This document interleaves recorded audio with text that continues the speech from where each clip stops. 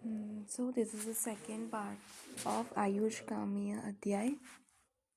तो वाग्भट ने द्रव्य के 3 प्रकार बताए हैं। समन द्रव्य का करते हैं जो वात आदि दोष का समन करने वाले, कोपन द्रव्य जो वात आदि दोष का कोपन करते हैं, और स्वस्थ हित अस्वस्थ पुरुष के स्वास्थ्य को बनाए रखने वाले द्रव्य। ऐसे करके द्रव्य के 3 प्रकार वाग्भट ने वर्णन किए हैं। उसके बाद वाग्भट ने 2 टाइप्स बताए हैं वीर्य के, उष्ण और शीत। अगर चरक और सुश्रुत दोनों ने गुण के अकॉर्डिंग वीर्य बताए हैं, जो कि 8 बताए हैं। विपाक के टाइप बताए उन्होंने 3, मधुर विपाक, अम्ल विपाक और कटु विपाक। उसके बाद उन्होंने गुणवादी गुणों का वर्णन किया है। 20 गुणवादी गुण, जिसे हम शारीरिक गुण भी कहते हैं, का वर्णन किया है। इसे उन्होंने 10 गुण बताए हैं। उसके अपोजिट गुण, जैसे गुरु का अपोजिट लघु, मंद का तीक्ष्ण, शीत का उष्ण, स्निग्ध का रुक्ष, लक्षण का खर, सांद्र का द्रव, मृदु का कठिन, स्थिर का क्षर, सूक्ष्म का स्थूल, विशद का पिछिल। ऐसे 10 गुणवादी गुणों का वर्णन किया है। उसके बाद उन्होंने रोग के कारण बताया कि रोग कैसे शरीर में रोग उत्पन्न होते हैं। तो उन्होंने सिंपली बताया है कि काल, अर्थ और कर्म के हीन योग से, मिथ्या योग से या अति योग से रोग डेवलप होते हैं। यहाँ पे जो काल का अर्थ बताया गया है कि काल ऐसे 3 टाइप के होते हैं, लाइक शीत काल होता है, उष्ण काल होता है, वर्षा काल होता है। तो इन जो काल है उसमें का तो अति योग हो जाए, लाइक वर्षा में ज़्यादा वर्षा होने लगे, अति योग हो जाए, या तो हीन योग हो जाए, या तो मिथ्या योग हो जाए। हीन योग मतलब कि वर्षा ऋतु में कम वर्षा आना, और मिथ्या योग मतलब कि वर्षा ऋतु में या तो फिर ताप आना या तो ठंडी पड़ना, मिथ्या योग हो जाए।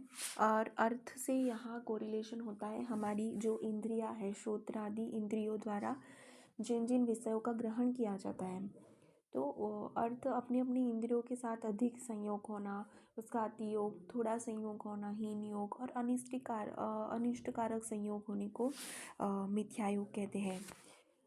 कर्म से यहाँ पर वाणी, मन तथा शरीर की जो प्रवृत्ति है उसके बारे में कर्म उसे बोला गया है।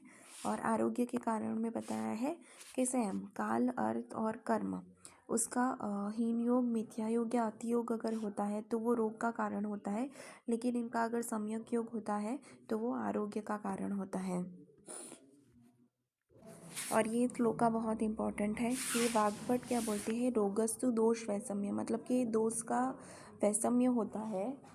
जो तीनों प्रकार के वात पित्त कफ, इन तीनों दोष की विषमता या विषम अवस्था को रोग कहते हैं, और वही रोग अगर साम्य अवस्था में होते हैं तो उसे आरोग्य कहते हैं। तो ये जो रेफरेंस है दोष वाला, वो अष्टांग हृदय सूत्र स्थान 1 का 20 ये रेफरेंस पूछा जाता है। और जो चरक का है वो है विकारो धातु वैषम्यम, मतलब कि चरक ने बोला है धातु वैषम्य बोला है विकार को, और साम्य धातुओं की साम्यता प्रकृति होती है।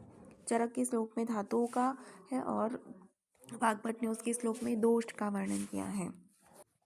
उसके बाद उन्होंने 2 टाइप्स के रोगों का वर्णन किया है, नीच रोग और आगंतुक रोग। तो नीच रोग इसे कहते हैं कि वात आदि दोष जो शरीर में विषमता से रोग उत्पन्न करते हैं उसे नीच रोग कहते हैं। और आगंतुक रोग मतलब कि जैसे कि हमें कोई चोट लग गई, मतलब कि जो भी अभिघात से होता है वो सारे आगंतुक रोग में काउंट होते हैं।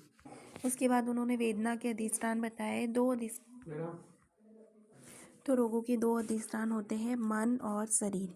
अगर वेदना के अधिष्ठान पूछे तो वो 3 होते हैं, मन, शरीर और इंद्रिया। शरीर और इंद्रिया, ऐसे वेदना के 3 अधिष्ठान हैं। फिर मानसिक दोषों का वर्णन किया है कि मानसिक दोष कितने होते हैं। अगर मानसिक दोष पूछे तो वो 2 होते हैं, रज और तम। अगर गुण पूछे तो वो 3 होते हैं, सत्व, रज और तम। देखिए, मानसिक दोष 2 होते हैं, रज और तम, और गुण 3 होते हैं, सत्व, रज और तम।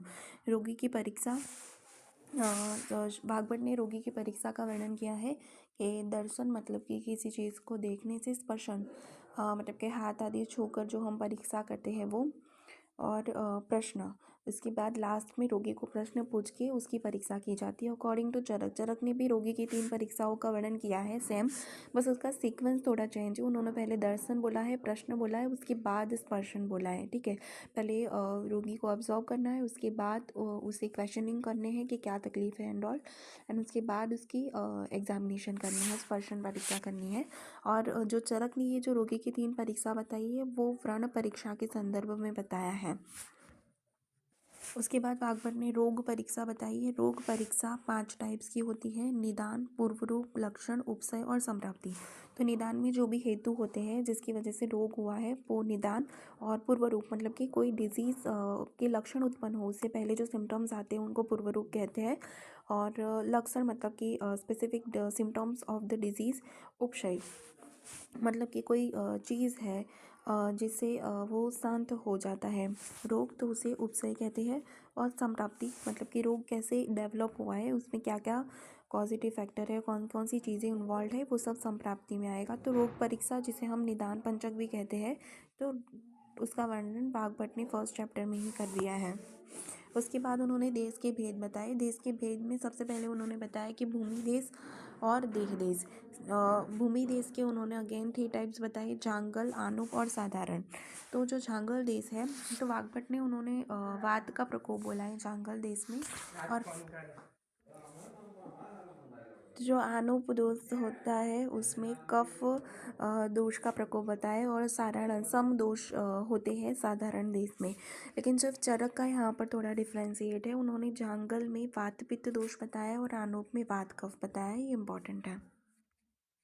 उसके बाद वाग्भट ने काल के टाइप्स बताए। उन्होंने काल के 2 टाइप बताए: क्षण क्षण का क्षण मतलब कि जो अभी तुरंत होता है, लाइक प्रातः काल, सायंकाल। और उसके बाद रोगावस्था के काल बताए: आमावस्था, जीर्णावस्था। और उसके बाद उन्होंने बताया है कि भेषज योगकृत मतलब कि ये जो काल है उसके अकॉर्डिंग, जो भेषज उसके अकॉर्डिंग हमें चिकित्सा के योग डिसाइड करने चाहिए। उसके बाद उन्होंने औषध के 2 भेद बताए: समन औषध और तो यहाँ पे जो समन होता है उसका अर्थ ये होता है कि जो शरीर में जो ज़्यादा बढ़े हुए दोष हैं उनको सिर्फ समन जो है वो सिर्फ शांत करता है। उनको समन जो है वो दोषों को सिर्फ शांत करता है। और शोधन क्या है, वमन, विरेचन आदि जो पंचकर्म होते हैं उसके द्वारा हम दोषों को शरीर से बाहर निकाल देते हैं, उसको शोधन कहा जाता है। और स्पेसिफिकली उन्होंने दोष के अकॉर्डिंग शोधन और समन चिकित्सा बताई है। लाइक वात के लिए अगर शोधन चिकित्सा जो जाए तो बस्ती, पित्त के लिए विरेचन और कफ के लिए वमन। और समन चिकित्सा में वात के लिए तेल, पित्त के लिए घृत और कफ के लिए मधु का वर्णन किया है। उसके बाद उन्होंने मानसिक दोष की चिकित्सा का वर्णन किया है। मानसिक दोष की चिकित्सा में उन्होंने बोला है दी धृति और आत्मादि ज्ञान, द्युति मतलब द्वि धैर्य और आत्मादि ज्ञान, मनोदोष औषधम परम। ये वाग्भट ने बोला है कि दी मतलब कि बुद्धि, तथा धैर्य, धैर्य से व्यवहार करना, और आत्मादि ज्ञान मतलब कि कौन मेरा है, क्या मेरा बल है, यह कौन सा देश है, कौन मेरे हितैषी या सहायक है, उन पर विचार करके कार्य करना, दैट इज़ मानसिक दोष की चिकित्सा। और मानसिक दोष की चिकित्सा चरक सूत्रस्थान 1 में जो वर्णित है, उन्होंने ज्ञान, विज्ञान, धैर्य, स्मृति और समाधि